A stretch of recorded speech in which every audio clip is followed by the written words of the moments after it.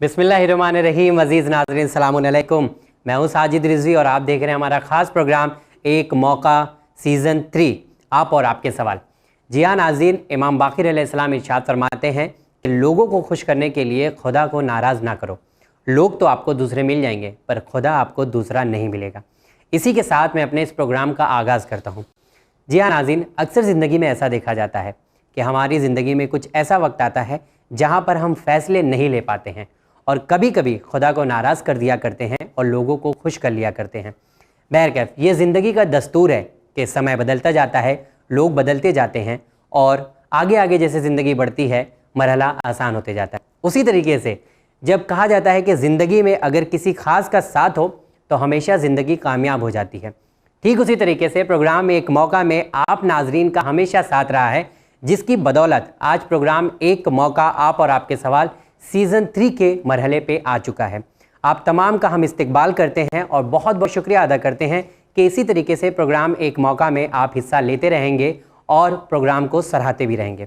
बहरहाल आज आप सोच रहे होंगे कि प्रोग्राम एक मौका में कौन आने वाला है, किस तरीके के सवालात होंगे।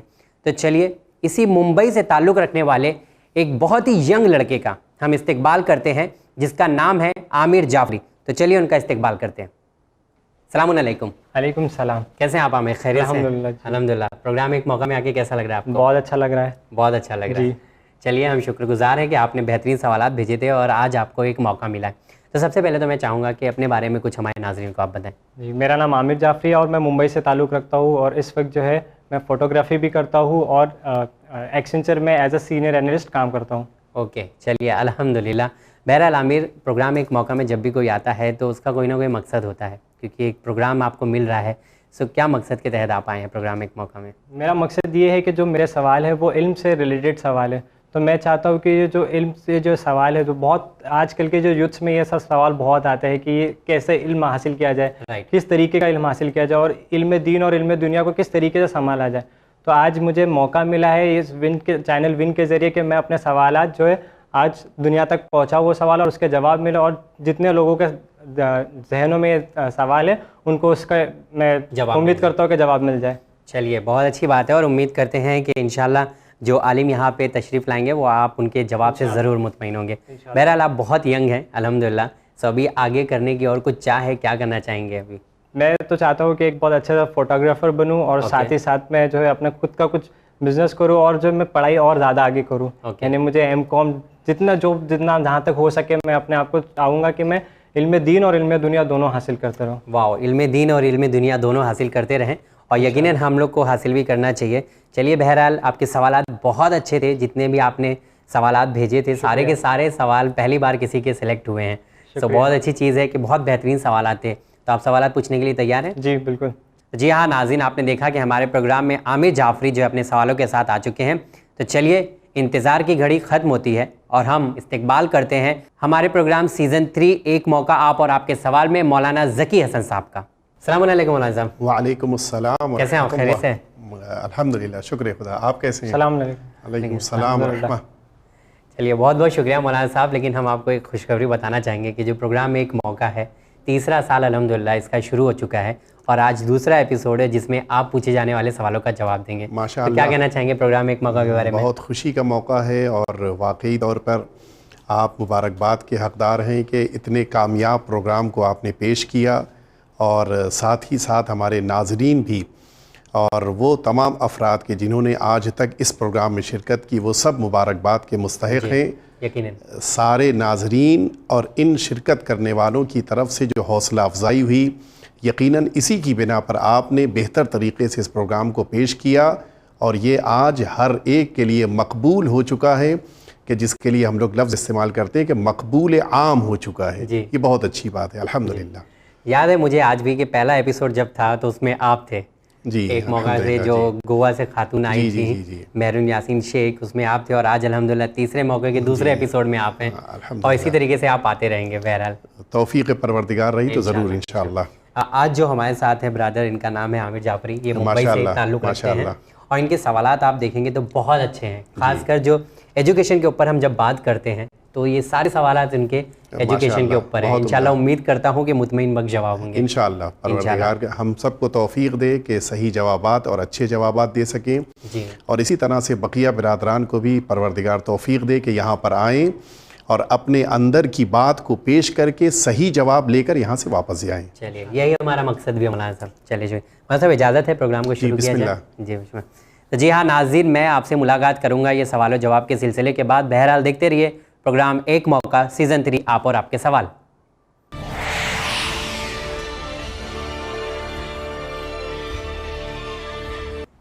बिस्मिल्लाहिर्रहमानिर्रहीम। तो आगा मेरे जो सवाल थे मैं आपसे भी शुरू करता हूँ। सबसे पहला सवाल मेरा ये है कि इल्म दुनिया का कितना इम्पोर्टेंस है और क्यों इल्म दुनिया हासिल करना चाहिए? बिस्मिल्लाहिर्रहमानिर्रहीम। बड़ा अच्छा और बड़ा उम्दा सवाल है आपका। हमारे वहाँ देखिए इस चीज़ की बड़ी अहमियत है कि इंसान इल्म हासिल करे, नॉलेज की तरफ जाने को इस्लाम ने वाजिब करार दिया है।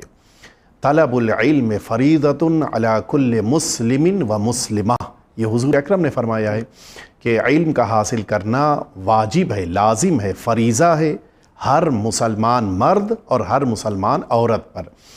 अब सवाल यहाँ पर ये पैदा होता है कि किस इल्म को हासिल करना, कौन सी नॉलेज को लेना हमारे लिए ज़रूरी है। मैं अर्ज़ करूँ आपकी खिदमत में, हुज़ूर अकरम ही ने फरमाया है कि अल इल्मु इल्मान, इल्म या नॉलेज दो तरह की है, इल्मुल अबदान व इल्मुल अदियान। एक वो नॉलेज जो इंसान की बॉडी से रिलेटेड है और एक वो नॉलेज के जो इंसान के दीन से, रिलीजन से रिलेटेड है। फरमाए ये दो चीज़ें। अलबत्ता उसके अगला फ़िक्रा भी मौजूद है कि हुज़ूर अकरम ने फरमाया कि व अशरफुहुमा इल्मुद्दीन, जो इन सारे इल्मों में सबसे ज़्यादा अज़मत और शराफत रखने वाली नॉलेज है वो दीन की मालूमात है, दीन की नॉलेज है। अब आइए मैं आपके सवाल को और मुकम्मल किए देता हूँ उसके जवाब को, कि जहाँ तक दुनियावी तालीम की बात है तो पहले तो ये हदीस पैगंबर हमारे पास मौजूद है कि दीन के साथ साथ बदन का इल्म, यानी बदन से रिलेटेड जितनी भी चीज़ें हैं, मेडिकल साइंस है, हिस्ट्री है, जोग्राफ़ी है, ये सारी चीज़ें इंसान की बॉडी से रिलेटेड हैं। इन सारी चीज़ों की मालूमात का हासिल करना इस्लाम की निगाह में अच्छा भी है और इसको हासिल करने के लिए इस्लाम ने ताकीद भी की है। मैं अर्ज़ करूं कि हमारे और आपके दूसरे इमाम हसन मुजतबा अलैहिस्सलातु वस्सलाम की एक बड़ी मशहूर और बड़ी उम्दा हदीस है। मौला ने अपने ख़ानदान के सारे बच्चों को जमा किया और इनके जमा हो जाने के बाद एक जुमला फरमाया कि अय मेरे बच्चों, तुम सब की ज़िम्मेदारी को मैं वाज़ेह कर देना चाहता हूँ। और ये कहते कहते फरमाया कि अल्लिम, फरमाया कि तअल्लम इल्म गैरिक, अल्लिमिन्नास व तअल्लम इल्म गैरिक। फरमाया कि तुम्हारी दो जिम्मेदारियाँ, पहली जिम्मेदारी तुम जो जानते हो वो दूसरों को सिखाओ। सेकेंड रिस्पॉन्सिबिलिटी फरमाया कि जो चीज़ें दूसरों के पास हैं वो उनसे लो। यानी इमाम ये चाहते हैं कि हम पढ़ाएं भी और पढ़ें भी। अच्छा, मैं यहाँ पर वाज़ेह करूँ कि यह हदीस मैंने क्यों पेश किया। मौला ने जब ये फरमाया कि तुम इल्म हासिल करो, तो अब तो जाहिर है कि इल्म हासिल करो, जो आपकी पसंद का इल्म है वो आप हासिल कर लीजिए। लेकिन जब ये फरमाया कि वतअल्लम इल्म गैरिक, वो इल्म हासिल करो जो दूसरों के पास मौजूद है, तो दूसरों के पास जो इल्म मौजूद है, मौला ने यहाँ पर कोई बाउंडेशन नहीं करार दी है कि कौन सा इल्म जो दूसरों के पास है वो तुम्हें लेना है। अब अगर किसी के पास कंप्यूटर का इल्म है तुम्हें उससे ले लेना चाहिए, किसी के पास मिसाल के तौर के ऊपर घर बनाने का इल्म है तुम्हें उससे ले लेना चाहिए, किसी के पास मेडिकल साइंस का इल्म है तुम्हें उससे ले ले, यानी जो भी नॉलेज दूसरे के पास है वो तुम उससे ले लो और जो नॉलेज तुम्हारे पास है वो दूसरों तक पहुंचा दो। देखिए इसका एक बड़ा प्यारा असर है जो मेरे ज़रा से मौजू से अलग है, लेकिन मैं अर्ज़ कर दूं आपकी खिदमत में, इंसान जब किसी से पढ़ने लगता है तो ज़रा सा उसके अंदर ये जज्बा होता है कि मैं छोटा हूँ वो बड़ा है जी। और जब कोई किसी को पढ़ाता है तो ये एहसास पैदा होता है कि वो मुझसे छोटा है रुतबे में और मैं उससे रुतबे में बड़ा हूँ। मौला ये फरमा रहे हैं कि तुम लोगों को पढ़ाओ भी, लोगों से पढ़ो भी। यानी नतीजा क्या होगा? ना उस्ताद बन जाने की बिना पे तकब्बुर पैदा होगा, न शागिर्द बन जाने की बिना पर इंफेरिटी कॉम्प्लेक्स पैदा होगा। तुम्हारा बैलेंस जिंदगी में कब आएगा? जब तुम स्टूडेंट भी बन जाओ, टीचर भी बन जाओ। मौला यही चाह रहे हैं कि पूरी सोसाइटी हमारी बुराइयों से तभी बचेगी कि जब वो तमाम वो उलूम के जो इंसान के लिए फ़ायदा पहुंचाने वाले हैं, उन इल्मों को हासिल करें। जी, बहुत शुक्रिया आगा। इसी से रिलेटेड हमारा दूसरा सवाल ये है कि जैसा आपने बताया कि जो दुनियावी इल्म है उसका ये फ़ायदा है, तो दुनियावी इल्म में किस तरीके का इल्म हासिल करे जो इस्लाम के दायरे में भी हो और कुछ हराम तक भी ना जाए? बहुत प्यारी बात आपने कही। देखिए, पैगंबर अकरम सल्लल्लाहु अलैहि वसल्लम की जिस हदीस शरीफ को मैंने आपके सामने अर्ज़ किया था कि पैगंबर इस्लाम ने फरमाया कि इल्म दो तरह के हैं, जिनमें से एक वो है कि जो इंसान की बॉडी से रिलेटेड है। अब मैं आपके सामने खुद एग्जाम्पल्स देता जाऊंगा कि खुद आपके लिए बात क्लियर होती जाएगी कि इस्लाम किस इल्म की इजाज़त दे रहा है और किस इल्म की इजाज़त नहीं दे रहा है। मैं अर्ज़ करूं, आपके पास कंप्यूटर की नॉलेज है, इस्लाम कहता है कि सीख लो। आपके पास मसलन फॉर एग्जांपल आपके पास मेडिकल साइंस है, मैं इस्लाम कहता है कि तुम इसे सीख लो। लेकिन मैं एक बात और आपसे पूछना चाहता हूं, इस्लाम क्या इस बात की हमें परमिशन दे सकता है कि मैं ये मालूम करूं कि आपकी किस्मत क्या है? क्या इस्लाम मुझे इस बात की परमिशन दे सकता है कि मैं ये डिक्लेयर कर सकूं कि आज आपका दिन अच्छा होगा स्टार्स के जरिए या नहीं अच्छा होगा? नहीं। इस्लाम उस इल्म को सीखने की इजाजत दे रहा है कि जिस इल्म का मुझे फायदा है जी। लेकिन वो इल्म कि जिस इल्म का कोई फायदा नहीं होने वाला, उस इल्म को इस्लाम हमारे लिए मना कर रहा है और उससे रोक रहा है। मसलन ये पामिस्ट्री इस्लाम की निगाह में इजाज़त नहीं है। मसलन ये स्टार्स के ज़रिए से जो इंसान की किस्मत का बयान करना, इस्लाम ने उसकी इजाज़त नहीं दी है। इस किस्म के वो उलूम के जिनको इंसान की ज़िंदगी से मुफीद नहीं समझा गया, उनको इस्लाम ने मना किया। वरना बकिया जितनी भी चीज़ें हैं जो इंसान के लिए मुफीद हैं, फ़ायदा बख्श हैं, बेनिफिशियल हैं, इस्लाम ने उनकी परमिशन दी है। जी। इसी से रिलेटेड एक और सवाल है कि बहुत से हमारे जो यूथ्स हैं उन लोगों को एक होटल मैनेजमेंट करके कोर्स होता है, उसमें बहुत इंटरेस्ट आता है क्योंकि उसमें खाना बनाने की चीज़ें होती है और उसमें पैसे भी आगे जाके जो करियर भी बहुत अच्छा होता है। लेकिन उसमें एक चीज़ होता है कि उसमें अल्कोहल का यूज़ होता है, तो आप इसके लिए क्या कहते हैं? देखिए, कुछ चीज़ें ऐसी होती हैं कि जो अगर एक्चुअल में देखा जाए तो वो सही हैं, लेकिन उसके अंदर कुछ चीज़ें ऐसी इंक्लूड कर दी जाती हैं कि जिन्हें इस्लाम अच्छा नहीं समझता। मैं अपनी बात का जवाब देने के बजाय एक बात आपसे पूछूं, चाकू अगर आपके हाथ में दिया जाए तो क्या इस्लाम चाकू को हाथ में लेना आपके लिए सही समझता है या नहीं समझता? आप कहेंगे यकीनन सही है। अगर मैं एप्पल काटने जा रहा हूं, अगर मैं ओनियन काट, कोई भी चीज़ अगर सही इस्तेमाल करने जा रहा हूं, इस्लाम मुझसे कहेगा कि तुम चाकू यूज़ करो। लेकिन अगर किसी मौके के ऊपर आप गुस्से के आलम में चाकू उठाकर किसी की तरफ बढ़ रहे हैं और आपका इरादा अच्छा नहीं है, इस्लाम कहेगा आपके लिए चाकू उठाना हराम है। तो चाकू का लेना हराम नहीं है, वो जो आपकी नीयत है, जो आप रिजल्ट की शक्ल में पेश करने जा रहे हैं, उसकी बिना पर इस्लाम आपको रोकेगा। यहां भी यही सिचुएशन है। होटल मैनेजमेंट है या इस किस्म के जितने वो काम कि जो इंसान सीखता है वो बहुत ही अच्छे हैं, लेकिन अब इसको सीख लेने के बाद आया हम वो काम कर सकते हैं कि जिसका रिजल्ट इस्लाम लाइक नहीं करता, जैसे अल्कोहल का यूज़ करना, अल्कोहल को पेश करना, अल्कोहल को ख़रीदना, ये वाइन को किसी के सामने लाकर रख देना, ये इस्लाम एक्सेप्ट नहीं करता। लिहाजा अब होटल मैनेजमेंट सीख लेने के बाद उन जगहों के ऊपर जॉब कर सकता है हमारा जवान कि जिन जगहों के ऊपर ये प्रॉब्लम उसके साथ नहीं है। मिसाल के तौर के ऊपर पहले ये शर्त रख सकता है कि मैं उस होटल में इंटर हूंगा कि जिस होटल में ये प्रॉब्लम नहीं पाई जाती, या मसलन अगर उस होटल में जा भी रहा हूं कि जहां के ऊपर वाइन सर्व की जाती है, मैं जॉब करते वक्त ये शर्त रखूंगा कि मैं इस काम को नहीं अंजाम दूंगा। तो अगर इंसान चाहे अपने इसी इल्म के ज़रिए से अपना फ्यूचर संवार सकता है हराम से बचते हुए। बीच में मैं इन द ब्रैकेट एक बात अर्ज़ कर दूं कि आपने सिर्फ होटल मैनेजमेंट की बात कही है, इस तरह के बहुत से हमारे वहाँ आप जानते हैं कि इंसान के लिए बहुत सी अपॉर्चुनिटी की लाइंस हैं कि जिनमें जाने की इस्लाम ने इजाज़त नहीं दी है। जैसे डांसिंग है, इस्लाम परमिशन नहीं दे रहा है हमें। जैसे म्यूज़िकल इंस्ट्रूमेंट्स के यूज़ करने की बात है, इस्लाम वहाँ पे हमें इजाज़त नहीं देगा। या मिसाल के तौर के ऊपर अगर किसी मौके के ऊपर फैशन डिज़ाइनिंग के जो हराम बाज़ मौक़ों पर हो जाता है, अगर उसकी डिज़ाइनिंग कर रहा है इंसान, इस्लाम उसकी इजाज़त नहीं देगा। तो उन चीज़ों की इजाज़त देगा कि जिन चीज़ों को इस्लाम न सिर्फ ये कि जायज़ समझता है बल्कि उसके ज़रिए से अल्लाह की रिज़ायत मिल सकती है। लेकिन जिन कामों को इस्लाम नहीं पसंद करता, ये वो काम है कि जिन कामों के करने की बिना पर न सिर्फ ये कि बंदे का नुकसान है, अल्लाह भी इससे राज़ी नहीं होता है। बहुत बहुत शुक्रिया आगा।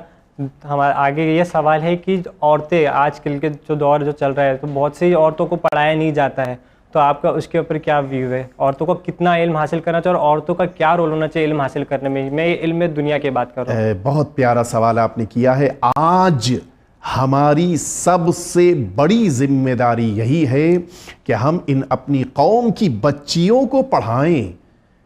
न जाने कहाँ से ये थिंकिंग और ये व्यू हमारे वहाँ पैदा हो गया कि बच्चियों को पढ़ाने से क्या फ़ायदा, जबकि हकीकत ये है कि अगर एक लड़का पढ़ता है तो वो अपना फ़ायदा करता है, एक लड़की तालीम हासिल करती है तो पूरी जनरेशन को फ़ायदा पहुंचाती है।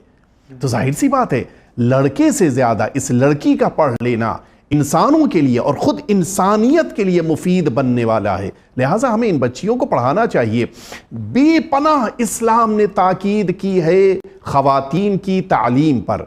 मैंने बिल्कुल इब्तिदा में जिस हदीस को आपके सामने पेश किया था कि हुजूर अकरम ने फरमाया कि तलबुल इल्म फरीज़तुन अला कुल्लि मुस्लिमिन व मुस्लिमा, फरमाया इल्म का हासिल करना मुसलमान मर्द और मुसलमान औरत दोनों पर लाजिम है, दोनों पर फ़र्ज़ है। और इसीलिए अगर आप गौर कीजिए मदीना तैयबा में हमारी सबसे अजीम शहजादी हज़रत सिद्दीक़ा ताहिरा फ़ातिमतुज़ ज़हरा सल्लल्लाहु वसल्लम अलैहा, इस मदीना तैयबा की सारी बच्चियां आपके घर आती थीं और आप उन्हें तालीम देती थीं। जनाब ज़ैनब उलिया मकाम सल्लल्लाहु वसल्लम अलैहा यही कूफा है कि जिस कूफे में आपके हुजरे में सारी इस कूफे की औरतें जमा होती थीं, आप दरसे कुरान कहती थीं। इसके माना है कि इस्लाम चाहता है कि ये ख़वातीन इल्म हासिल करें और बग़ैर इल्म के कोई ख़ातून आगे ना बढ़े। देखिए ये बिल्कुल फैक्ट है कि बच्चा वो सीखता है जो माँ सिखाती है। तो इसके माना है कि बच्चे के पास ज़्यादा नॉलेज कब होगी? जब माँ के पास ज़्यादा नॉलेज होगी। आपने घरों में देखा होगा कि वो बच्चियाँ अच्छे खाने बना ले जाती हैं कि जिनकी माएँ अच्छे खाने बना लेती हैं। वो बच्चियां अच्छी कढ़ाई कर लेती हैं कि जिनकी माँओं को कढ़ाई करना आता है। वो बच्चियां अच्छी सिलाई कर लेती हैं कि जिनकी माँ कपड़ा सिलना जानती है। तो उसी तरह से वो बच्चे अच्छी तालीम वाले होंगे कि जिनकी माँ अच्छी तालीम वाली होगी। इसका ताल्लुक वालिद से नहीं है, इसका जो मेन कनेक्शन और रिलेशन है वो माँ से है। इसलिए कि आपने देखा होगा बाप को शायद मुमकिन है कि सिलाई करना भी ना आती हो, लेकिन बेटी को आती है, बेटे को आ जाती है कभी कभी। शायद खाना बनाना एक मर्द ना जानता हो, लेकिन घर के बच्चे सीख लेते हैं। क्यों? माँ से सीखा है उन्होंने। तो माँ जितनी नॉलेज रखती है वो नॉलेज अगर उसके पास है तो खुद ब खुद बच्चों के अंदर शौक पैदा होगा, जज्बा बेदार होगा कि जिसकी बिना पर ये कौम खुद ब खुद तरक्की करेगी। बहुत बहुत शुक्रिया आगा। इसी से रिलेटेड हमारे ये सवाल है कि आजकल जो बच्चों को पढ़ाते भी है तो या तो वो HSC 12th ग्रेड तक पढ़ाते हैं, तो इसकी क्या एक हद होना चाहिए कि औरतों को कितना पढ़ाया जाए? क्योंकि लोग ये कहते हैं कि तुम 12th कर लो, इसके बाद तो तुम्हें शादी करनी, जॉब तो करनी नहीं है। तो ये सब बोल के वो जो है 12th ग्रेड या HSC पढ़ा के उसके बाद रुका देते हैं उनकी पढ़ाई और फिर उनकी शादियों की तैयारी वगैरह। तो इसके ऊपर आपकी क्या? बहुत उम्दा, बहुत उम्दा। आपने खुद उस रीज़न को भी बयान कर दिया। देखिए हमारे वहाँ थिंकिंग क्या है, मेरा बेटा इंजीनियरिंग कर लेगा तो 75,000 कमाएगा, मेरा बेटा मेडिकल साइंस में कामयाब हो जाएगा तो 1 लाख कमाएगा। यानी इसके क्या माना हुए? 1 लाख कमाने के लिए हमने अपने बेटे को पढ़ाया, 70,000 की सैलरी मिले इसलिए मैंने अपने बेटे को पढ़ाया। इस्लाम इसको अपोज कर रहा है। इस्लाम तो असलन ये चाहता ही नहीं कि तुम अपनी सारी सैलरी को या अपनी ज़िंदगी के लिए जो अर्निंग करो वो अपने इल्म के ज़रिए नहीं। इल्म तो इसलिए है ताकि तुम फ़ायदा लो और दूसरों को फ़ायदा दो। अब ये अलग बात है कि तुम अपने इल्म के ज़रिए से कभी कभी अर्निंग भी कर ले जाओ, लेकिन इस्लाम की बेस ये नहीं है। इस्लाम चाहता है कि तुम्हारी मालूमात, तुम्हारी मारिफत, तुम्हारी नॉलेज इसलिए हो ताकि तुम अपनी बंदगी में, अपनी इबादतों में ज़्यादा अल्लाह से करीब हो सको। देखिए, आप गौर किए, मैं अपनी बात को मुकम्मल करने से पहले एक बात कहूँ, जो जिस मैदान में इल्म हासिल करता है उस मैदान में अगर थोड़ी सी तवज्जो दे तो ये इंसान उस मैदान के ज़रिए से तौहीद और अल्लाह के अकीदे को स्ट्रॉन्ग कर सकता है। मैं एक मिसाल दूं, एक साइंटिस्ट है, वो बड़ी जल्दी इस बात को समझ सकता है कि इस दुनिया को चलाने के लिए और बनाने के लिए और खल्क करने के लिए एक क्रिएटर की ज़रूरत है। क्यों? इसलिए कि उसकी नॉलेज ने आज उसको इस दोराहे पे लाके खड़ा कर दिया कि या तो अल्लाह को मानो या फिर साइंस को छोड़ दो। तो इसके माना है कि नॉलेज खुद इंसान को सपोर्ट करती है, धक्का देती है, पहुंचाती है ज़ाते बारी ताला, ज़ाते परवरदिगार तक। तो इल्म का असल मकसद क्या है कि तुम अल्लाह की तरफ बढ़ो। अब ये अलग बात है कि तुमने मेडिकल साइंस का इल्म अगर हासिल कर लिया है, अगर कोई मरीज आ गया तो तुम उसका इलाज भी कर दो, अगर कोई सजेशन लेने आ गया तो सजेशन भी दे दो, अगर कोई ट्रीटमेंट का मौका आ गया तो ट्रीटमेंट भी कर लो, ये एक अलग बात है। लेकिन जो असल मकसद था वो मकसद क्या है कि तुम अपने इस इल्म के ज़रिए से अपनी दुनिया और अपनी आखिरत को संवार लो। अब यहीं से बात क्लियर हो गई। हम अपनी बच्ची को 8th class, 9th class, 10th class, 11th, 12th तक पढ़ा रहे हैं। क्यों?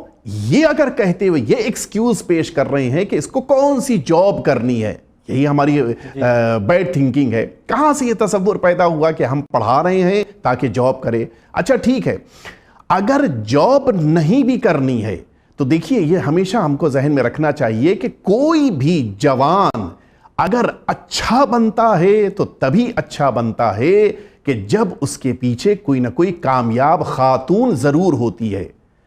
मां की शक्ल में अगर तालीम याफ्ता कामयाब खातून मौजूद है, ये जवान जल्दी स्ट्रगल करने के बगैर भी अपनी तरक्की को पा सकता है। लेकिन अगर मां उसकी पढ़ी लिखी नहीं है, इसे ज्यादा स्ट्रगल करना पड़ेगा, ज्यादा मशक्कतें उठानी पड़ेंगी, ज्यादा मेहनत करनी पड़ेगी और नतीजे में कभी वो कामयाबी तक पहुंचेगा, कभी कामयाबी तक नहीं पहुंचेगा। लिहाजा हमें जहन में रखना चाहिए, ख़वातीन को इसलिए नहीं पढ़ाना है कि उनको जॉब नहीं करनी है लिहाजा नहीं पढ़ें, नहीं, हमें इसलिए पढ़ाना है कि पूरी जनरेशन इस खातून पर मुनहसिर है। लिहाजा जितनी अपनी कौम को तरक्की देनी है उतना ही ज़्यादा इस बच्ची को अपने घर में तालीम देनी है। और एक बात और अर्ज़ कर दूं, देखिए, बच्चियां ज़्यादा पिकअप करती हैं, ज़्यादा ऊपर तक जाती हैं, ज़्यादा तरक्की करती हैं और ज़्यादा माँ बाप का नाम रोशन होता है। बेशक। तो क्यों हम इस अपॉर्चुनिटी को अपने लिए छोड़ रहे हैं कि अगर बच्चियों के ज़रिए से हमें इज्जत मिल सकती है, बच्चियों के ज़रिए से हमारा नाम बुलंद हो सकता है। ये बच्चियां जो कम मांगती हैं देती ज़्यादा हैं, फैसिलिटीज़ कम से कम भी मिलती है तब भी बच्चियां कुछ नहीं बोलती, लेकिन इसके बावजूद पढ़ाई में ए क्लास होती हैं, घर के रहन सहन के एतबार से ए क्लास होती हैं, घर को मेंटेन करने में ए क्लास होती हैं। तो ये सारी चीज़ें। अच्छा, एक चीज़ और मैं फैक्ट अर्ज़ करूँ, चूँकि हम लोग मामूलन अपनी ज़िंदगियों में इस किस्म के मसाइल को हर रोज़ फेस कर रहे हैं, एक्चुअल में उन घरानों में कि जिन घरानों में इल्म की रोशनी नहीं है, उन घरानों में ज़्यादा झगड़े हैं बनिस्बत उन घरानों के कि जिन घरानों में एजुकेशन है। एजुकेटेड फैमिलीज़ में कम हमको झगड़े मिलते हैं, लेकिन जो अनएजुकेटेड हैं उनके दरमियान इतने इख्तिलाफात, इतने तवाहुमात, इतने इल्ज़ामात, इतनी बुराइयां, इतनी खराब। क्यों? एजुकेशन नहीं है। एजुकेशन का होना ज़िंदगी के लिए निहायत ज़रूरी है और स्पेशली इन ख़वातीन के लिए ज़रूरी है ताकि अपने घर को ये अच्छी तरह से मैनेज कर सके। एक मैनेजर मैनेजमेंट किया उसने, अगर इस मैनेजर ने मैनेजमेंट सीखा है तो ये एक पूरे होटल को संभाल सकता है। और अगर यही बच्ची मैनेजमेंट सीख कर आ रही है तो क्या ये अपने घर को नहीं संभाल पाएगी? यकीनन संभालेगी। ये जो खानदान बिखर रहे हैं, टूट रहे हैं, इधर उधर जा रहे हैं, क्यों? बच्ची के पास नॉलेज नहीं थी। अगर ये नॉलेज होती तो सबको संभाल के रखती। जिस तरह से काउंटर पे बैठा हुआ एक इंसान होटल में या एक मैनेजर किसी कस्टमर को बाहर उठ के नहीं जाने देता जब तक कि वो मुतमईन न कर ले उसको, उसी तरह से ये खातून भी है। अगर घर में कोई आ रहा है, कोई मेहमान आ रहा है, कोई गेस्ट आ रहा है, कोई बच्चा है घर में, इन सबको संभालना इस माँ की जिम्मेदारी है। लिहाजा जितना अच्छा मैनेजमेंट उसके पास होगा उतना अच्छा घर वो चलाएगी। लिहाजा तालीम में सबके कमी कर सकते हैं, लेकिन खवातीन की तालीम में कोई कमी नहीं होनी चाहिए। बहुत शुक्रिया आगा। और ये पूछना था मैं कि जो नॉलेज है, जो लेडीज़ जो नॉलेज हासिल करेगी, दुनियावी नॉलेज, तो किस तरीके से ये नॉलेज उसको उसके शादी के बाद काम आएगी? देखिए, मैंने जो अपनी गुफ्तगू में बात पेश की है वो तकरीबन ये सारी नॉलेज वो है कि जो इंसान को शादी के बाद फ़ायदा दे रही है। मैं एक बात आपकी खिदमत में अर्ज़ करूं कि देखिए, ये फैक्ट है कि शादी के बाद एक एक मरहले में एजुकेशन की ज़रूरत होती है। मिसाल के तौर के ऊपर अगर ये एजुकेटेड है तो घर कैसे तैयार करना है इसे मालूम है। अगर ये एजुकेटेड है, इसे पता है कि बच्चों की बीमारी के मौके के ऊपर इसको फर्स्ट एड के तौर पे क्या करना है। अगर ये एजुकेटेड है, ये जानती है कि वाइफ जानती है कि अपने हस्बैंड को किस तरह से अपने घर के इस महदूद घर दायरे के अंदर संभाल के अच्छी तरह से ट्रीटमेंट के साथ रखना है। ये सारी वो चीज़ें हैं कि जो एक एजुकेटेड बच्ची को मालूम होता है और इस बिना पर वो तरक्की करती है, आगे बढ़ती जाती है। लेकिन बरअक्स है, अगर एक बच्ची एजुकेटेड नहीं है, उसको बोलने का अंदाज नहीं मालूम है, उसको उठने बैठने का अंदाज नहीं पता है, उसको गेस्ट को कैसे वेलकम करना है नहीं, ये सब इख्तिलाफात की जड़ें, ये जो पॉइंट्स मैं अर्ज़ कर रहा हूँ, ये वो चीज़ें हैं कि जो घरों में इख्तिलाफ का सबब बनती हैं। चाय पेश की थी लेकिन टूटे हुए कप में चाय दे दी, खाना पेश किया था लेकिन उस खाने को मिसाल के तौर पर अच्छी प्लेट में रख कर नहीं दिया। गौर करें आप, तो ये जो बड़ी छोटी छोटी बड़ी माइनर चीज़ें होती हैं, ये इख्तिलाफ का सबब बनती हैं। ये माइनर चीज़ें कब सॉल्व होती हैं? जब बच्ची के पास एजुकेशन होती है। एजुकेशन एक ऐसा नूर है कि जो इंसान को अंदर से रोशनी देता है। और जाहिर सी बात है, दो तरह की लाइट होती है। एक वो लाइट है कि जो बाहर है, जिसको आप स्ट्रीट लाइट कह लीजिए, और एक वो लाइट है कि जो घर में अंदर जल रही है। आपका घर तब रोशनी वाला कहलाएगा जब घर के अंदर लाइट जल रही हो, वरना अगर स्ट्रीट लाइट जल रही तो आप कभी नहीं कहेंगे कि मेरे घर में रोशनी हो रही। नहीं, इस बच्ची को अगर आपने नॉलेज दी है तो ये अंदर से चमक रही है, इसकी लाइट पूरी दुनिया को रोशन करेगी और हर एक अच्छा कहेगा। लेकिन अगर इस बच्ची को आपने नॉलेज नहीं दी, चारों तरफ इसके पढ़े लिखे लोग मौजूद हैं, इसका भाई पढ़ा लिखा है, इसका हस्बैंड पढ़ा लिखा है, इसके वालिद पढ़े लिखे हैं, इसके बच्चे पढ़े लिखे हैं, चारों तरफ जो लोग हैं वो बहुत पढ़े लिखे हैं, लेकिन इनकी जो लाइट है वो इस खातून के लिए स्ट्रीट लाइट है।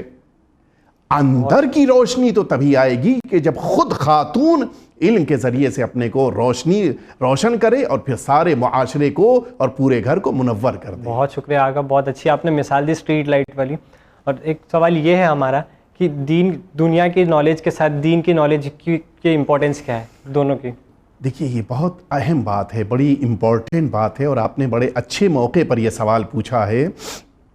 देखिए, जब हम अपने बच्चों को पढ़ाते हैं, मिसाल आपने भी तालीम हासिल की है, जिस मौके के ऊपर आप 10th स्टैंडर्ड में पहुंच गए और आपने एग्ज़ाम पास कर लिया, अब उसके बाद अब आपने ये शुरू किया सोचना कि मैं किस तरफ जाऊं, इंजीनियरिंग की तरफ जाऊं, मेडिकल साइंस की तरफ जाऊं, या मसलन मैं किसी फ़न को अपने हाथ में लूँ या कंप्यूटर सीख लूँ, या मसलन अब आपने अपनी लाइन को सोचना शुरू किया कि अब मुझे किधर जाना है। यानी गोया मेरे कहने की मुराद ये कि 10 साल तक आपने बेसिक नॉलेज ली है। अब 10 के बाद आप अब जो धीरे धीरे आगे बढ़ेंगे वो उस स्पेशल नॉलेज की तरफ बढ़ेंगे कि जो आपकी ज़िंदगी को तरक्की दे। ठीक इसी तरह से हमारे मज़हब में भी है। एक वो नॉलेज है कि जो बेसिक है, और एक वो नॉलेज है जो 10th क्लास तक गोया कहना चाहिए, और एक वो नॉलेज है कि जो हमारी तखस्सुस वाली है, स्पेशलिटी वाली है। हमारे वहाँ इस्लाम ये चाहता है कि तुम्हारे पास बेसिक नॉलेज होनी चाहिए। तुम्हारा अकीदा क्या है, तुम इमामों के बारे में कितना जानते हो, तुम नबी अकरम के बारे में कितना जानते हो, तौहीद को तुमने कैसे माना है, आया अल्लाह के एक होने की तुम्हारे पास दलील है या नहीं है, अगर अल्लाह को आदिल माना है तो वाय क्यों माना है तुमने, और फिर उसके बाद नमाज क्या है, रोज़ा क्या है, हज क्या है, ज़कात क्या है, खुम्स क्या है, ये सारी चीज़ें इस्लाम चाहता है कि बेसिक नॉलेज तुम्हारे पास होनी चाहिए। अब मैं अपनी बात मुकम्मल कर लूँ। देखिए, जिस तरह से 10वीं पास किए बगैर कोई इंजीनियरिंग की तरफ नहीं जा सकता, उसी तरह से बेसिक नॉलेज को हासिल किए बगैर कोई इंसान कामयाब नहीं हो सकता मजहबी दुनिया में। नमाज तो पढ़ेगा लेकिन बेसिक नॉलेज न होने की बिना पर अब ये परेशान है। अकीदा तो उसके पास है लेकिन बेसिक नॉलेज न होने की बिना पर यह नहीं जानता कि तौहीद की दलील क्या है, प्रूफ क्या है। लिहाजा हमारा इस्लाम चाहता है कि हमें बेसिक नॉलेज कम से कम इतनी हो कि हम अपने उसूल दीन, फ़ुरूअ दीन को और इन सारे जुज़इयात को जो हमारी ज़िंदगी से रिलेटेड हैं उन्हें हम जानते हों। इसीलिए तौज़ील मसाइल में तकरीबन ये 650 सफ़े की तौज़ील मसाइल हमारे घरों में मौजूद है, लेकिन इसके कुछ मसले ऐसे हैं कि जिनको सीखना वाजिब है। क्यों वाजिब है? इसलिए कि रोज़मर्रा की ज़िंदगी में उनका यूज़ है, यूटिलाइज चूंकि करना है, लिहाजा इन्हें सीखना हमारे लिए वाजिब है। कुरान मजीद में इतने सूरे हैं, सूरे अलहम्द का सीखना वाजिब है। क्यों? नमाज पढ़नी है। उसी तरह से हज के ऊपर जाना है तो हज के अहकाम का सीखना वाजिब है। खुम्स निकालना है तो खुम्स के अहकाम का जानना ज़रूरी है। तो मेरी बात आपके लिए वाज़ेह हो गई कि वो सारी चीज़ें कि जो हमारी लाइफ से रिलेटेड हैं, उन सारी चीज़ों की नॉलेज हमारे पास होनी चाहिए ताकि हम दीन में भी कामयाब हो जिस तरह से दुनिया के उलूम में हम कामयाब हुए हैं। और ये बड़ी कॉमन सी बात है। देखिए, हम लोग दुनिया के उलूम में मिसाल के तौर के ऊपर मैथ्स कितनी टफ समझी जाती है, लेकिन बाज़ लोग मैथ्स में कितने एक्सपर्ट होते हैं। Science tough language tough subject है, लेकिन बहुत से लोग हैं जो साइंस में बहुत अच्छे समझे जाते हैं। यानी इसके माना है कि अगर इंसान मेहनत करे तो उस टफ को भी इजी बना लेता है। दीन का भी यही आलम है। हम जब तक कदम नहीं रखते सोचते हैं कि बहुत मुश्किल है, लेकिन जब सीख लेते हैं तो बहुत आसान लगता है। लिहाजा हमें दीन के मामले में कोशिश करनी चाहिए कि नॉलेज हासिल करें। अब एक सवाल शायद हो सकता है कि आपके जहन में पैदा हो रहा हो कि दीन की नॉलेज को कैसे हासिल किया जाए। इसलिए कि हमारे पास मसलन यूनिवर्सिटीज़ और कॉलेजेस और जो स्कूल्स हैं वो तो दुनिया की तालीम दे रहे हैं। जो दीन की जिम्मेदारी है, दीन की मालूमात को हासिल करना है, उसके लिए हमारे पास 3-4 सोर्सेज हैं कि जहाँ से हमें इल्म हासिल करना है। एक सोर्स तो बड़ा अच्छा है कि आप किसी भी मकतब में कि जो हमारे एरियाज़ में पाया जाता है वहाँ पे अपने बच्चे को भेजें ताकि ये बच्चा बेसिक नॉलेज को वहाँ से लेकर आए। दूसरा, हमारे पास एक और रास्ता है कि जो अगर हमारे पास कोई मकतब नहीं है, मदरसा नहीं है, तो हम किसी ऐसे को अपने घर में दावत दें कि जो हमारे बच्चे को दीन सही तरीके से सिखा सके। तीसरा तरीक़ाकार हमारे पास जो मौजूद है कि अगर नहीं, हमारे पास ना मकतब है, ना मदरसा है, और ना हमारे पास कोई ऐसी सूरत हाल है कि कोई एक बच्चे को पढ़ाने के लिए टीचर मिल जाए, हम कुछ 2-4, 10-20 अपने इलाके के बच्चों को जमा करें और इन बच्चों को सिखाने के लिए कोशिश करें कि ख़ुद भी नॉलेज हमारे पास जो है वो उनको दें और भी बकिया उलमा से, बकिया फ़ुक़हा से कोशिश करें कि हम इन बच्चों की तालीम के लिए वक्त लें और इन बच्चों को पढ़ाएं। देखिए, गौर कीजिए आप, हमारे पास एक बेहतरीन जरिया और सोर्स है ये मजालिस आज़ा। इन मजलिसों को अगर उस स्टैंडर्ड का बना दिया जाए कि फिर नतीजे में हमारी कौम का हर बच्चा पढ़ा लिखा समझा जाए, तो आप यकीन जानिए इन मजालिस आज़ा से बेहतर कोई हमारी दरसगाह नहीं हो सकती। हमारे छठे इमाम जाफ़र सादिक़ अलैहिस्सलाम ने एक जुमला फरमाया है। मेरे आका फरमाते हैं कि अपने बच्चों को दुनिया के हवाले करने से पहले दीन की मालूमात में इतना स्ट्रॉन्ग कर दो कि फिर जब वो दुनिया में जाएं तो फिर शुबहात की आंधियां उनके कदमों को कभी हिलने ना दें। यानी इसके क्या माना है? इसके माना है कि मौला चाहते हैं कि हमारा हर बच्चा अकायद में स्ट्रांग हो, हमारा हर बच्चा अहकाम में स्ट्रांग हो, तब वो कॉलेज यूनिवर्सिटी में जाए।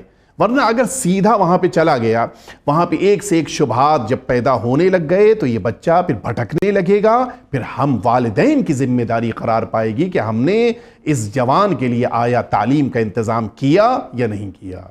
बहुत शुक्रिया आगा। और इसी तरीके से दूसरा सवाल हमारा ये है कि किस तरीके से दीनी नॉलेज और जो वर्ल्डली नॉलेज है, यानी जो दीनी मालूमात और ये सब तालीमात को किस तरीके से इस लाइफ में यूज़ किया जाए, क्योंकि आजकल का कॉर्पोरेट वर्ल्ड है, लोग जॉब करने जाते हैं, सब चीज़ करना, तो वहाँ पे जॉब में ऐसा होता है कि पार्टियाँ होती है, फिर कुछ प्रोग्राम्स होते हैं जो अटेंड करना ज़रूरी होता है, या तो फिर उनके टीएल्स उन लोगों को ये करते हैं कि भाई तुम्हारे को जॉब की प्रॉब्लम हो जाएगी, या एचआर उन लोगों को फोर्स करते हैं, मैनेजर फोर्स करते हैं कि अगर तुम ये नहीं आए तो तुम्हारा प्रमोशन नहीं होगा, ये नहीं होगा, और फला बातें होती है। तब इस सिचुएशन में क्या किया जाए, किस तरीके से दोनों लाइफ को बैलेंस किया जाए? जी हमारे और आपके छठे इमाम जाफ़र सादिक़ अलैहिस्सलाम ने एक हदीस फरमाई है। मौला फरमाते कि अल फ़िक़्ह सुम्मा तजिर, पहले तुम अहकाम जान लो, फिर तुम तिजारत के मैदान में कदम रखना। मौला ने तो सिर्फ तिजारत के लिए फरमाया यहाँ पे, मैं इसको ज़रा सा कॉमन कर दूँ। आप जिस मैदान में आगे बढ़ रहे हैं उस मैदान के बारे में अगर आप बिल्कुल फ्रैंकली जाके अपने इलाके के आलिम दीन के पास या किसी और सोर्स से जितने उस सिलसिले में फ़िक़ही अहकाम हैं उन सब को अगर आप हासिल कर लें, मिसाल के तौर के ऊपर जैसे अभी आपने कहा कि मैं अपनी जॉब में अपने बॉस से मुतालिक कितना उसकी बात को मानूं, ये भी एक मैटर है पूरा। चूंकि हम जब यूथ काउंसलिंग करते हैं तो उसमें ये मैटर हमारे सामने आता है कि हमें कितना उसकी बात को मानना है। ये मैटर तभी क्लियर होगा कि जब आप स्पेसिफिक अपने खुद उस मैटर को ले जाके सॉल्व पहले से कर लें कि ये मौका आएगा तो मुझे क्या जवाब देना है, ये मौका आएगा तो मुझे क्या जवाब देना है, मुझे तहारत किस तरह से बाकी रखनी है, मुझे खाने पीने में क्या ख्याल करना है, मुझे किस हद तक फंक्शंस में शिरकत करनी है, मुझे मिक्स गैदरिंग में जाना है या नहीं जाना है, या मिसाल के तौर के ऊपर बॉस बहुत से ऐसे कामों के लिए हमसे कहे कि जिन कामों की इस्लाम ने इजाज़त नहीं दी है, क्या उन कामों को हमें करना है सिर्फ इसलिए कि मुझे अपनी जॉब बचानी है। मैं एक एग्जांपल दूं, मिसाल के तौर के ऊपर कोई शख्स है कि जिसके बॉस ने कह दिया है कि तुम्हें अगर जॉब करनी है तो दाढ़ी नहीं रखनी है। अब इस्लाम से हमें पूछना है कि मुझे दाढ़ी को मुंडाकर जॉब करनी है या दाढ़ी रखकर जॉब छोड़नी है, इन दो के दरमियान हमें इस्लाम से पूछना है।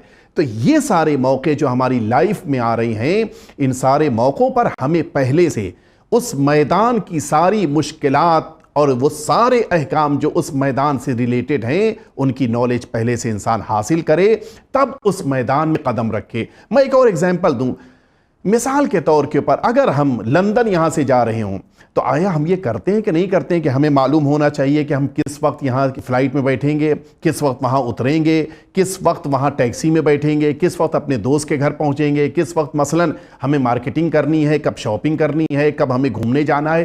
पहले से एक प्रोग्राम सेट करते हैं नहीं करते हैं।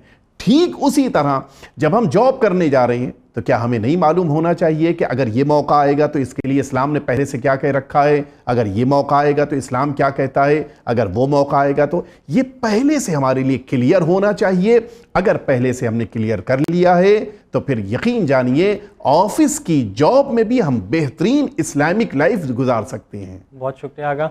और ये जो इल्म है ये किस तरीके से हमारी सोसाइटी को और हमारे माशरे को फ़ायदा पहुँचा सकता है? शायद आपकी मुराद मजहबी तालीम है। दोनों तालीम की हम बात कर रहे हैं। जहाँ तक मज़हब की बात है, देखिए मज़हब इंसान को, या यूँ कह लीजिए कि मज़हब एक आदमी को इंसान बनाता है।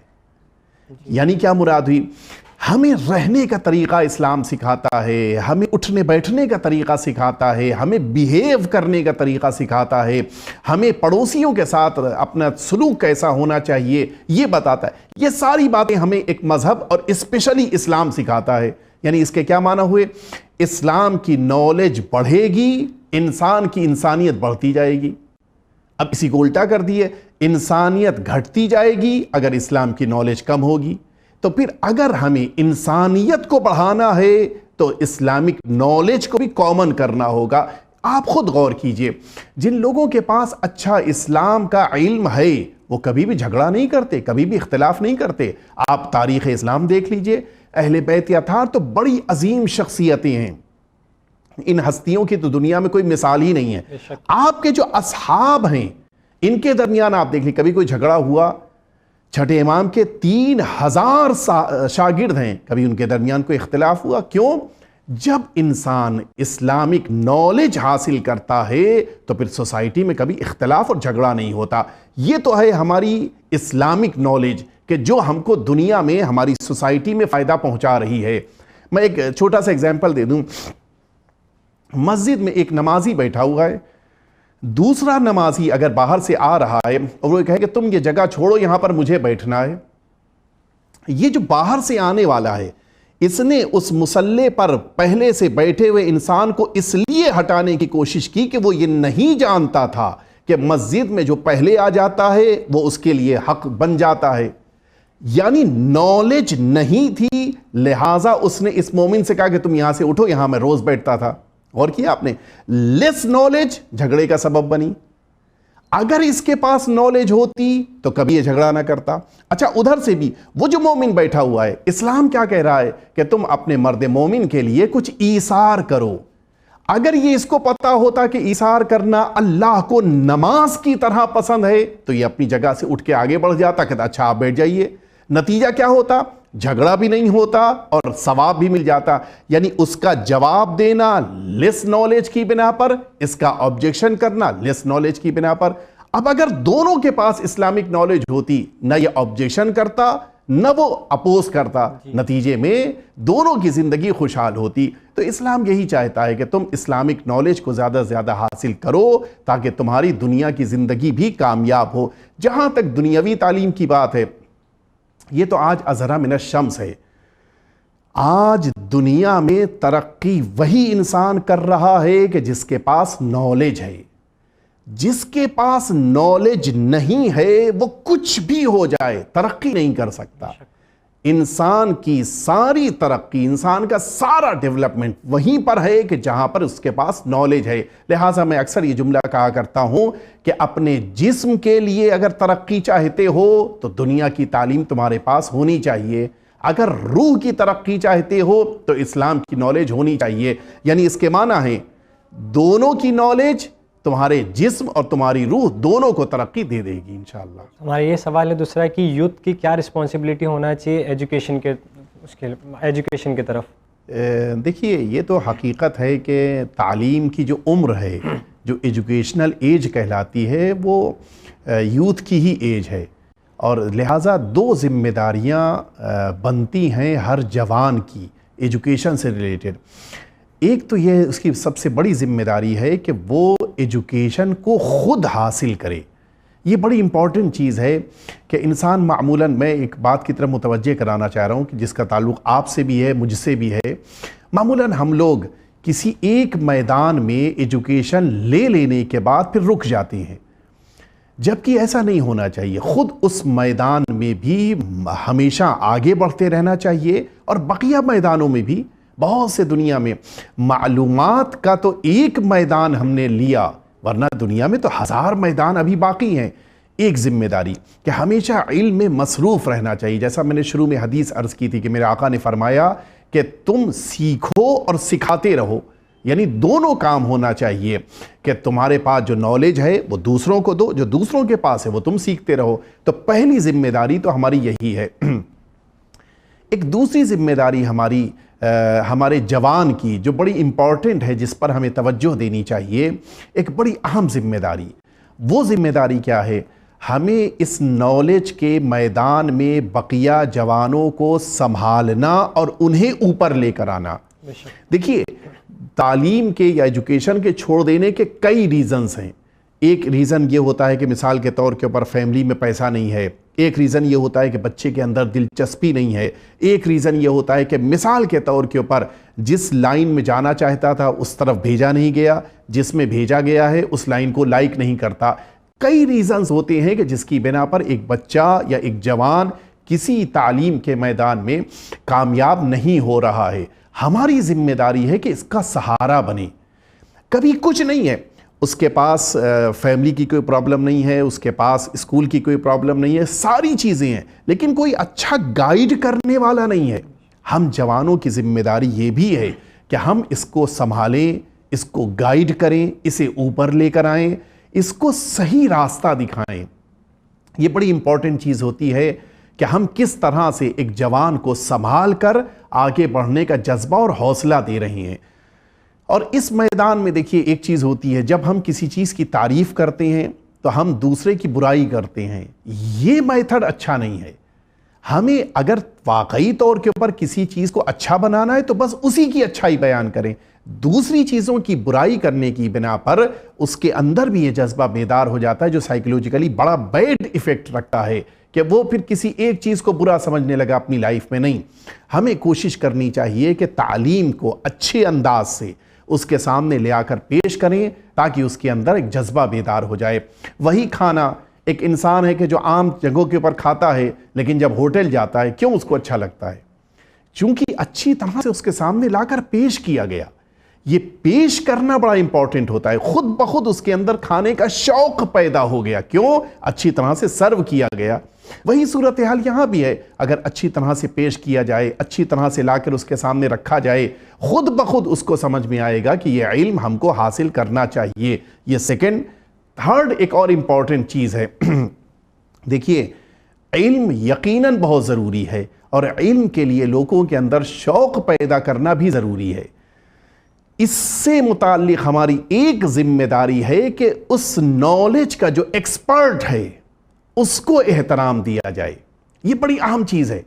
अगर मिसाल के तौर के ऊपर हम मसलन एक साइंटिस्ट है उसको इज्जत देंगे तो यकीनन बच्चों के अंदर साइंस पढ़ने का शौक़ पैदा होगा। एक मिसाल के तौर के ऊपर हम एक इंजीनियर को इज्जत देंगे, बच्चों के अंदर इंजीनियरिंग का इल्म हासिल करने का शौक़ पैदा होगा।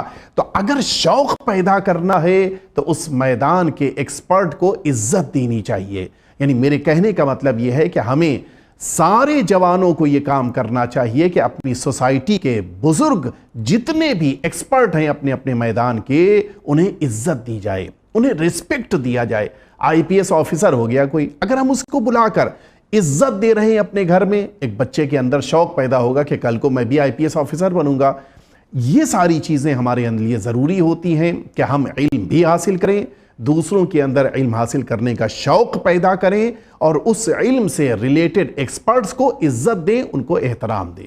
बहुत शुक्रिया आगा। और आपकी ज़हमत को ख़त्म करते हुए एक आखिरी सवाल हमारा ये है कि जिस तरीके से आपने यूथ की रिस्पॉन्सिबिलिटी बताई, उसी तरीके से माँ बाप की क्या रिस्पॉन्सिबिलिटी होना चाहिए अपने बच्चों के इल्म के इनके लिए मोटिवेट करने की या इल्म की तरफ दावत देने की? माँ बाप की क्या रिस्पॉन्सिबिलिटी है?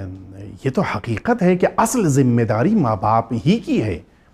माँ बाप जितना चाहें इस बच्चे को संवार कर सोसाइटी के हवाले करें और जितना चाहें उसके अंदर कम निखार पैदा करें। जिस मौके के ऊपर पहाड़ों से टुकड़ों के ज़रिए से एक पत्थर निकाला जाता है, वो पत्थर कभी ताज का हिस्सा नहीं बनता। कब ताज का हिस्सा बनता है? जब उसको मुश्किलात में करार देकर निखारा जाता है, तराशा जाता है, तब उसके बाद वो पत्थर हीरा बनता है और फिर ताज में जाकर टांक दिया जाता है। मुतवज्जे हैं? यानी इसके माना क्या है? अगर चाहें तो उसी पत्थर को ले आके आपके सामने पेश कर दें और चाहें तो उसको तराश के हीरा बना के आपके सामने पेश करें। एक्सेप्ट किसको किया जाएगा? हीरे को, डायमंड को।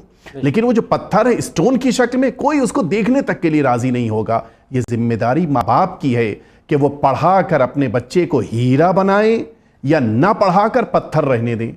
अगर पढ़ाया उन्होंने अच्छी तरह से तो यही बच्चा कल को हीरा बनेगा। हर एक चाहेगा कि उसको अपने ताज में लगा दे। लेकिन अगर नहीं पढ़ाया है तो ना बच्चे को इज्जत मिलेगी, ना माँ बाप को इज्जत मिलेगी। लिहाजा अगर माँ बाप चाहते हैं कि उनको अपने बच्चों को इज्जत दिलाएं, अपने बच्चों को इज्जत मिले, तो ज़्यादा से ज़्यादा नॉलेज की तरफ लेकर आएँ।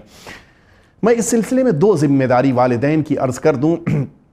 पहली जिम्मेदारी तो यह है कि इस बच्चे के अंदर शौक़ पैदा करें इल्म का। और शौक़ के बहुत से, वो साइकोलॉजिकली आप जानते हैं, बहुत से तरीक़े हैं कैसे उसके अंदर शौक़ पैदा करना है। इनामात के ज़रिए, गिफ्ट्स के ज़रिए उस एजुकेशन से रिलेटेड अफराद को इज्जत देने के ज़रिए, बहुत सारे तरीक़ों से एक तरीक़ा।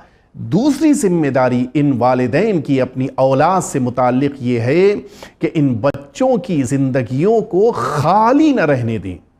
ये बड़ी इंपॉर्टेंट चीज़ है, यानी इन बच्चों के अंदर ये शौक़ पैदा करें कि वो किसी न किसी काम में मसरूफ़ ज़रूर रहें। कभी पढ़ाई में मसरूफ़ हैं, कभी ट्यूशन में मसरूफ़ हैं, कभी फॉर एग्ज़ाम्पल खेल ही में, लेकिन मसरूफ़ रहें। खाली अपने जवानों को, अपने बच्चों को न बैठने दें, इसलिए कि जहाँ कोई जवान खाली हुआ वहाँ हज़ार तरह के ये शैतान उसके सामने आके जमा हो गए और फिर उसको गुमराह और बहकाने लग गए। लिहाजा अपने बच्चों को बिज़ी रखना, अपने बच्चों को अच्छे अच्छे रास्तों से और तरीक़ों से नॉलेज हासिल करने का मौका फ़राहम करना, ये वालिदैन की ज़िम्मेदारियों में है। और परवरदिगार आलम भी उन वालिदैन को जो अपने औलाद के लिए मशक्क़त और मेहनत और ज़हमत करते हैं, उन वालिदैन को पसंद करता है और उन्हें बेहतरीन अज्र अता करता है। बहुत बहुत शुक्रिया आगा आपके तसल्ली बख्श जवाब के लिए। यही दुआ करते हैं कि हमारे यूथ्स और हमारे जो वालिदैन हैं वो भी हम लोगों को सपोर्ट करें, ज़्यादा से ज़्यादा इल्म दीन और इल्म दुनिया हासिल करें। परवरदिगार सभी को तौफीक नेक अता फरमाए इंशाअल्लाह।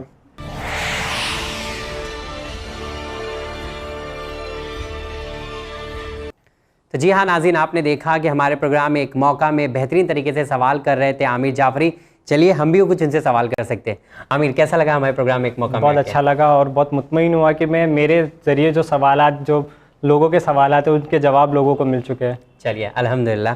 बहरहाल मौलाना साहब, जैसा कि दस्तूर होता है प्रोग्राम में एक मौका में जब भी कोई आता है तो हम उसे एक टोकन ऑफ लव देते हैं, तो मैं चाहूँगा कि आप अपने हाथों से आमिर को दें। इंशाअल्लाह परवरदिगार बहुत मुबारक करे और हमेशा आपको आबाद रखे। बहुत शुक्रिया, बहुत बहुत शुक्रिया। बहरहाल मौलाना साहब, आपने आमिर के सवालात देखे, कोई पैगाम कुछ आप बताना चाहेंगे आमिर को, नसीहत खासकर हमारे नाजरीन को भी साथ ही साथ हो जाए? मुझे इन सवालात को सुनने और इनके जवाब देने के बाद महसूस हुआ कि वाकई तौर पर आज हमारे मुआशरे में इस किस्म के सवाल और इस किस्म के जवाब की ज़रूरत है, इसलिए कि हम मामूलन बैलेंस नहीं बरकरार कर पाते, और जबकि हमारी ज़िंदगी में दोनों चीज़ें होनी चाहिए।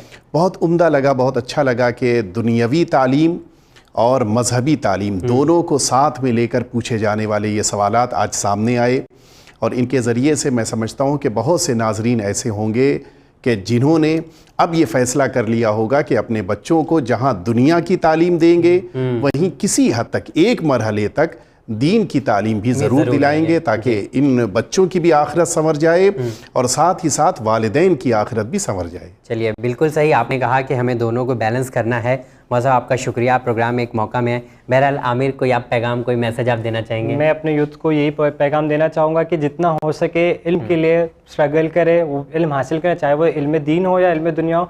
और जहाँ तक कि मुझे पता है कि अपने बहुत सारी जो हमारी जो मजहबी तालीमात है और मजहबी फाउंडेशन है जो हम लोगों को सपोर्ट करती है एजुकेशन के मामले में, तो मैं चाहूँगा कि अगर किसी को कुछ प्रॉब्लम है, फाइनेंशियल प्रॉब्लम है, तो वो इन लोगों से रब्ता करे ताकि वो भी आगे हायर एजुकेशन पा सके। क्योंकि हम चाहते हैं कि जितने भी हमारे जो नाज़रीन, जो हमारे जो ब्रदर्स है, जो सिस्टर्स है, जो यूथ्स है, वो लोग इस चीज़ के लिए एनकरेज हो कि हाँ, उन लोगों को भी इल्म आगे तक हासिल करना चाहिए। चलिए, बहुत बहुत शुक्रिया। आप जब बोल रहे थे एक जुमला बहुत अच्छा आपने बोला, आज तक मैंने नहीं सुना था, इल्म के लिए स्ट्रगल करें। नॉर्मली हम लोग लाइफ के लिए स्ट्रगल करते हैं, बहुत उम्दा, और बहुत अच्छा, बहुत ही अच्छा जुमला था कि इल्म के लिए स्ट्रगल करें। बहरहाल आपका बहुत बहुत शुक्रिया, thank you so much for coming. एक मौका, थैंक यू। मौलाना साहब, आपका भी बहुत बहुत शुक्रिया। खुदा आपकी तौफीक़ात में मज़ीद इजाफ़ा फरमाए। तो जी हाँ नाज़रीन, अगर आप भी चाहते हैं आमिर जाफरी की तरह एक मौका हासिल करना, तो कुछ नहीं करना है आपको, बस कम से कम 10 सवाल, ज़्यादा से ज़्यादा 15 सवाल आप हमें ईमेल कर दें। अगर आपके सवालात हमें पसंद आते हैं तो हम आपको एक मौका ज़रूर देंगे। और जैसा कि एक मौका का दस्तूर है कि आपका आने जाने का खर्चा, रहना, खाना पीना, सब कुछ चैनल विन देगा आपको। बस सिर्फ करना इतना है कि सवाल बेहतरीन होने चाहिए। आप अपने 10 सवालात हमें ईमेल कर सकते हैं। हमारा ईमेल एड्रेस है emwin786@gmail.com। ज़्यादा मालूमात के लिए आप हमें फ़ोन भी कर सकते हैं। हमारा नंबर है 9619667578। दीन और आखिरत की ज़्यादा मालूमात के लिए लगातार देखते रहिए चैनल विन। शुक्रिया, खुदा हाफिज़।